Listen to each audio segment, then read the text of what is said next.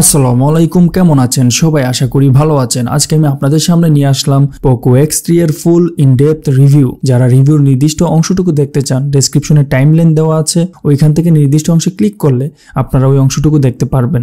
So চলুন শুরু করা যাক।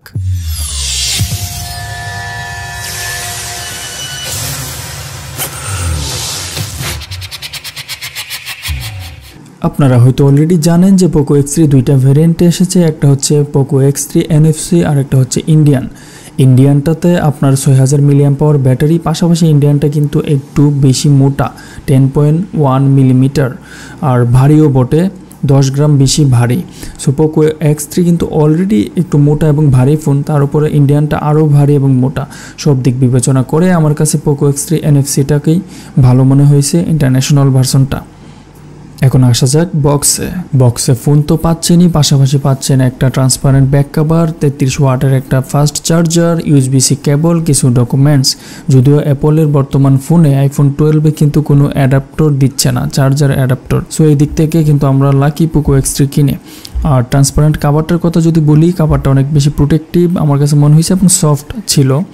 তবে মোবাইলটা যেহেতু বড়, একটু মোটা, কাভারটা লাগালে আরও বেশি মোটা হয়ে যায়। এখন আসা যাক বিল্ড কোয়ালিটি আর ডিজাইনের কথায়। বিল্ড কোয়ালিটি এবং ডিজাইন কিন্তু Poco X2 এর চাইতে একটু ডাউনগ্রেড করছে আমার মনে হয়। Poco X2তে উভয় পাশে গরিলা গ্লাস ছিল, এক্ষেত্রে হচ্ছে পিছনে প্লাস্টিক আর ফ্রন্টে হচ্ছে গরিলা গ্লাস 5।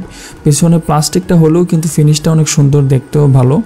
তবে আপনার পেছনের দিকে যেহেতু পাতলা প্লাস্টিক ইউজ করছে, তাই আপনি যখন কোনো গেম খেলবেন বা স্পিকার চালাবেন এবং যদি আপনি কোনো কেস ইউজ না করেন, তাহলে পিছনের দিকটা কিন্তু ভাইব্রেট হয়। এটা একটা ছোট্ট একটা প্রবলেম।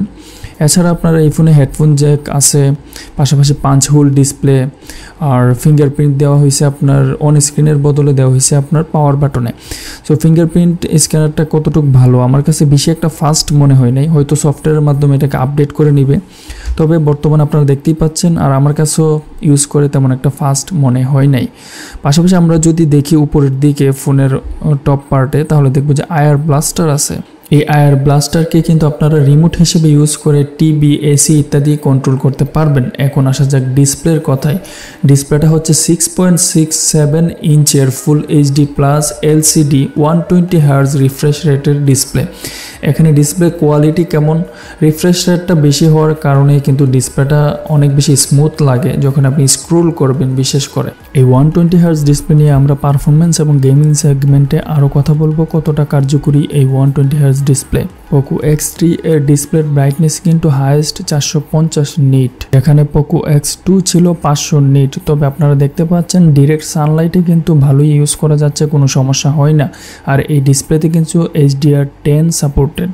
এখন আসা যাক ক্যামেরার কথায়। পেছনে মানে রিয়ারে কিন্তু ক্যামেরা হচ্ছে 4টা, একটা হচ্ছে 64 মেগাপিক্সেলের মেইন ওয়াইড লেন্স, একটা হচ্ছে 13 মেগাপিক্সেলের আলট্রা ওয়াইড লেন্স, আর দুইটা হচ্ছে ওকেজু ক্যামেরা, যেটাকে আমরা বলতে পারি ডেপথ সেন্সর এবং ম্যাক্রো সেন্সর। ম্যাক্রোটা কোনো কাজেরই না, আর ডেপথটা হয়তো পোর্ট্রেট তুলতে একটু কাজে লাগে, যদিও এখন সফটওয়্যার দিয়ে পোর্ট্রেট তুলে ফেলা যায়।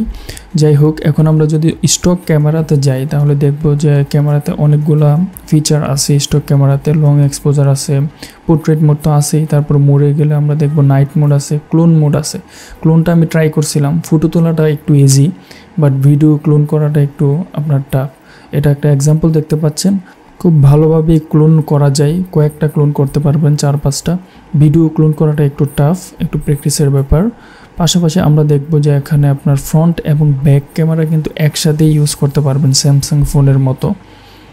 আর ডকুমেন্টস মোড আছে, ডকুমেন্ট স্ক্যান করার জন্য। 64 মেগাপিক্সেল ফুল রেজলিউশনের পিক তোলার জন্য কিন্তু একটা মোড আছে। আর ব্লগ মোড আছে, এখানে আপনি শর্ট ভিডিও কয়েকটা তুলে হচ্ছে একটা টেমপ্লেট ইউজ করে ওরা একটা ফুল একটা মিক্স ভিডিও বানিয়ে দিতে পারে আপনাকে।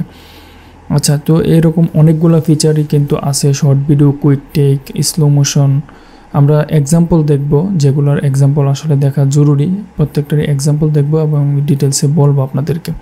আর ভিডিওর ক্ষেত্রে যদি আসি, আমরা হচ্ছে স্টেডি মোড আছে, সিনেমা মোড আছে। আপনি হচ্ছে 21/9 অ্যাসপেক্ট রেশিওতে সিনেমা মোডে তুলতে পারবেন, 4K রেজলিউশন 30 FPS তুলতে পারবেন, আর 1080p 60 FPS তুলতে পারবেন। আলট্রা এইচডি মোডটা অন রাখলে আমি দেখছি যে ভিডিও ক্রপ করে বা আরও কিছু টেকনোলজি ইউজ করে ভালোই স্টেবিলাইজ করে ভিডিওকে। সো এটা একটা ভালো ফিচার। আপনারা চাইলে অ্যাকশন ক্যামেরার মতো এই ফোনটাকে ইউজ করতে পারবেন, যদিও একটু বেশি বলে ফেলছি। আচ্ছা, ফিল্টার আছে, তাছাড়া হচ্ছে পোর্ট্রেট মোড তো আছে। এই পোর্ট্রেট মোডে আপনি কিন্তু বিভিন্ন লাইটিং দিতে পারবেন আইফোনের মতো। অ্যাপলের আইফোনে যেটা শুরুতে আনছিল যে পোর্ট্রেট লাইটিং, এখানে ওরা স্টুডিও লাইটিং নিয়ে আসছে অনেকগুলো। পাশাপাশি আপনার পোর্ট্রেট তোলার সময় ব্যাকগ্রাউন্ড ব্লার কতটুকু হবে সেটাও কিন্তু কন্ট্রোল করতে পারতেছেন স্লাইডারের মাধ্যমে। সো ক্যামেরাতে অনেক ফিচার আছে। এখন আমরা ফটো এবং ভিডিওর স্যাম্পল দেখব এবং জি ক্যামের সাথে কম্পেয়ার করব। আপনারা স্ক্রিনে দেখতে পাবেন কোনটা জি ক্যামে তোলা আর কোনটা হচ্ছে স্টক ক্যামেরায় তোলা। চাইলে পজ করে করে দেখতে পারেন। আমার কাছে হচ্ছে স্টক ক্যামেরার ফুটেই বেশিরভাগ ক্ষেত্রে ভালো লাগছে, শুধু নাইট লাইটের ক্ষেত্রে জি ক্যামটা আমার কাছে একটু ভালো লাগছে। আর স্টক ক্যামেরার ক্ষেত্রে কেন ভালো লাগছে, স্টক ক্যামেরাটা হচ্ছে অনেক ভাইব্রেন্ট কালারফুল করে ফেলে। আর যদি রিয়েলিস্টিক ফিল যারা চান বা রিয়েলিস্টিক কালার চান তাদের জন্য জি ক্যামটা বেস্ট।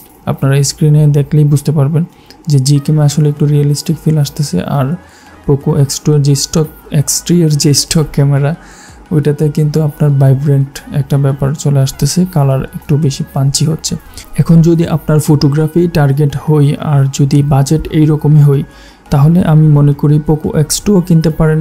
আর X3তে ক্যামেরা আমার মনে হয় লো লাইটে একটু স্ট্রাগল করে। লাইট ভালো থাকলে পোর্ট্রেট মোডও ভালো ওঠে, প্রত্যেকটা সেন্সরও বা লেন্সও ভালো কাজ করে।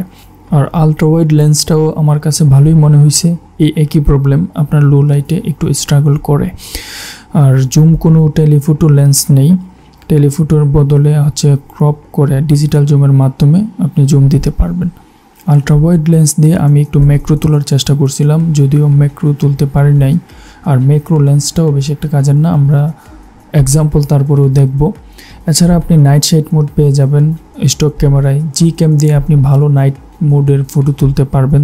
আর ফ্রন্টে দেওয়া হয়েছে 20 মেগাপিক্সেলের 5 হোল সেলফি ক্যামেরা, যা দিয়ে আপনারা পোর্ট্রেট মোডে ছবি তুলতে পারবেন। আর হচ্ছে 1080p HD ভিডিও রেকর্ড করতে পারবেন। ফ্রন্ট ক্যামেরায় কিন্তু কোনো 4K রেকর্ডিং নাই। আর যদিও এই বাজেটে এটা একটা নর্মাল ব্যাপার। আপনি ফ্রন্ট ক্যামেরাতেও যথেষ্ট ডিটেলস পেয়ে যাবেন পর্যাপ্ত লাইটে যদি আপনি ভিডিও করেন বা ফটো তোলেন। আর যদি আপনার ব্যাক ক্যামেরার কথা বলি তাহলে 4K 30 fps আমরা ভিডিও রেকর্ড করতে পারবো। এখন যে ভিডিওটা দেখতেছেন সেটা ব্যাক ক্যামেরায় 4K 30 fps তোলা। আলট্রা স্টেডি মোড অন রাখলে আরেকটু স্টেডি কাজ করবে। এটা হচ্ছে আপনার ম্যাক্রো ক্যামেরা, যদিও কাজের না। আচ্ছা, এখন আমরা কথা বলবো গেমিং পারফরমেন্স নিয়ে। এই ফোনটা যদি যারা গেম খেলার জন্য কিনতে চান এই বাজেটের মধ্যে আমি বলবো ভালো একটা ফোন, যা যথেষ্ট ভালো ব্যাটারি ব্যাকআপও পাবেন যেহেতু বড় ব্যাটারি দেওয়া আছে। আর 120Hz ডিসপ্লে আছে, যদিও 120Hz সব গেমে সাপোর্ট করে না। আর বিশেষ করে এই প্রসেসরটাও নতুন আর এই ফোনটাও নতুন, অনেক গেমে আপডেট হতে সময় লাগবে। আর অন্তত বেঞ্চমার্ক আমরা 2,67,000 বা 70,000-এর মতো পেয়েছি। যদিও আপনাদেরকে জানিয়ে রাখি পোকো X2তে কিন্তু 2,77,000-78,000 আসতো। সো এই ক্ষেত্রে আমার মনে হয় আপডেট হলে আর একটু বেটার হতে পারে। PubG গেমের যদি সেটিংসে থেকে গ্রাফিক্স দেখি তাহলে আমরা স্মুথ আলট্রার বেশি কিন্তু খেলতে পারতেছি না। এক্সট্রিমও নেই, কোনো 120 বা 90 fpsও নেই। তবে ভবিষ্যতে আসতে পারে HDR বা আলট্রা HD, এগুলোতে ক্লিক করলে আসলে এখানে আপকামিং দেখাচ্ছে। HDRটাও সাপোর্ট করতেছে না, যদিও ডিসপ্লে HDR10 সাপোর্টেড। আমার মনে হয় আপডেটের মাধ্যমে ভবিষ্যতে PubG বা পোকো ওরা এই আপডেটগুলো নিয়ে আসবে। আর 90 fps যারা খেলার জন্য এই ফোনটা কিনবেন আপনাদের জন্য হতাশাজনক ব্যাপার হচ্ছে এখনও কিন্তু 90 fps সাপোর্ট করতেছে না। ভবিষ্যতে আপডেটের মাধ্যমে যদি আসে সেটা ভবিষ্যতের ব্যাপার, সো এখন খেলতে পারবেন না। আর আমি এখন যে গেম প্লেটা দেখাচ্ছি আপনাদেরকে, আমি কিন্তু স্ক্রিন রেকর্ডের পাশাপাশি আপনার বিভিন্ন সেটিংসে খেলে চেষ্টা করছি। যদি স্মুথ আলট্রাতে খেলি তাহলেও আমি তেমন একটা কোনো ফ্রেম ড্রপ পাই নাই, মাঝে মধ্যে একটু ড্রপ হয়। ফোনটা যদিও পোকো X2 এর মতো এত বেশি গরম হয় না, পোকো X2 এর চাইতে একটু কম গরম হয় যেহেতু প্লাস্টিক ব্যাগ। আমার মনে হয় এই কারণে পোকো X2 এর চাইতে একটু কম গরম হয়।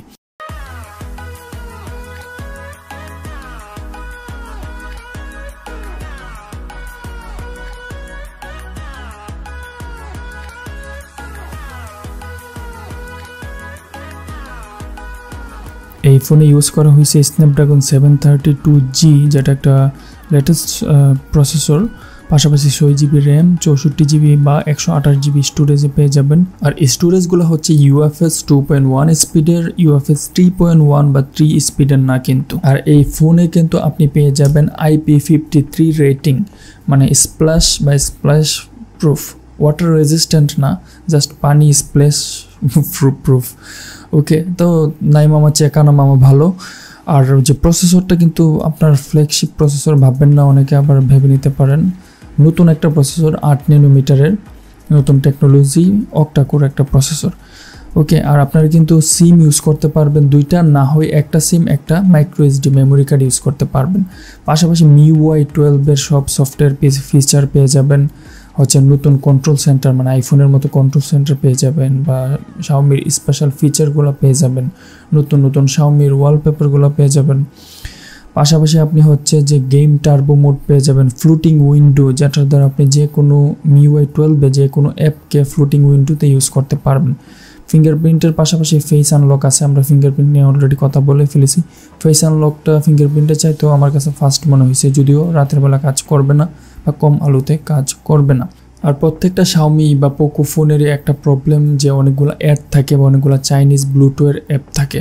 সো ব্লুটুথগুলো কীভাবে রিমুভ করবেন বা চাইনিজ অ্যাপ কীভাবে রিমুভ করবেন বা অ্যাড কীভাবে রিমুভ করবেন, আমার চ্যানেলে একটা ভিডিও আছে, আমি ডেসক্রিপশনের লিঙ্ক দিয়ে দিব আপনাদেরকে। আর পোকো এবার কিন্তু বরাবরের মতো পোকো লঞ্চার ইউজ করছে, কিন্তু যে কল আর মেসেজ অ্যাপটা ইউজ করছে দুইটা হচ্ছে গুগলের কল এবং মেসেজ অ্যাপ ইউজ করছে।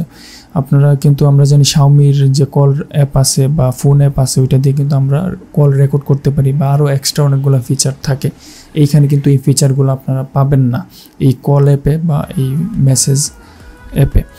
সো আমি জানি না কেন ওরা এটা ইউজ করছে, যদিও কল রেকর্ড করাটা 100% লিগ্যাল না, তারপরও আমাদের এই ফিচারটা দরকার। সো এটা একটা বাজে দিক আমি বলবো। আর ব্যাটারি পারফরমেন্স কেমন? ব্যাটারি পারফরমেন্স অনেক ভালো। আপনি যদি 1 ঘন্টা PubG খেলেন 120 Hz রিফ্রেশ রেট অন রেখে 10% চার্জ, আমার 10% চার্জ গেছে আর কি। সো আমি আশা করি আপনাদেরও ভালো ব্যাটারি ব্যাকআপ পাবেন। 10-12 ঘন্টা তো অনায়াসে চলে যাবে গেম খেলে এবং হালকা পাতলা ইউজ করে সোশ্যাল মিডিয়া ইত্যাদি। আচ্ছা, এখানে আমি মাল্টিটাস্কিংটা দেখাচ্ছি আপনাদেরকে। এখন মাল্টিটাস্কিংয়ের ক্ষেত্রে আমি একটা জিনিস খেয়াল করলাম যে 6 GB র্যাম হওয়া সত্ত্বেও অনেক হালকা অ্যাপস এই ব্যাকগ্রাউন্ডে রাখতে পারে না। খুব হালকা অ্যাপসগুলো বা ডিফল্ট অ্যাপসগুলো রাখে, বাট যখনই আমি কোনো ক্যামেরা ওপেন করি বা একটা ভারী অ্যাপ ওপেন করি তখন বাকি অ্যাপগুলো কিন্তু ক্লোজ হয়ে যায়। সো মাল্টিটাস্কিংয়ের ক্ষেত্রে হচ্ছে আপনারা যদি ব্যাকগ্রাউন্ডে অ্যাপ রাখতে চান তাহলে এই ফোন আপনাদেরকে কিছুটা হতাশ করতে পারে। সবশেষে এখন আমি আপনাদেরকে জানাবো এই Poco X3 এর বর্তমান প্রাইস। যদিও অফিসিয়ালি কিন্তু এই Poco X3 ফোনটি আমাদের দেশে নাই, আনঅফিসিয়ালি কিনতে গেলে আপনাদেরকে 664 ইন্ডিয়ান ভার্সনটা 23,500 টাকায় পেয়ে যাবেন। আর হচ্ছে 664 যেটা NFC ইন্টারন্যাশনাল ভার্সনটা আপনারা পেতে পারেন 24,000 বা 23,800 টাকায়। আর 128 GB ভার্সনটা পেয়ে যাবেন আপনারা 26,500 বা 26,000 টাকায়। আমি আপডেট করে দিব প্রাইসটাকে ডেসক্রিপশনে, অথবা আপনারা কমেন্টে প্রাইসের আপডেটটা জেনে নিতে পারবেন। সো আজকে এই পর্যন্তই ছিল, আশা করি আপনাদের উপকারে আসছে। আর উপকারে আসলে অবশ্যই লাইক, শেয়ার, সাবস্ক্রাইব করবেন, কমেন্টে আমাকে সাজেশন দিতে পারেন। আজকে এই পর্যন্তই, খুদা হাফেজ।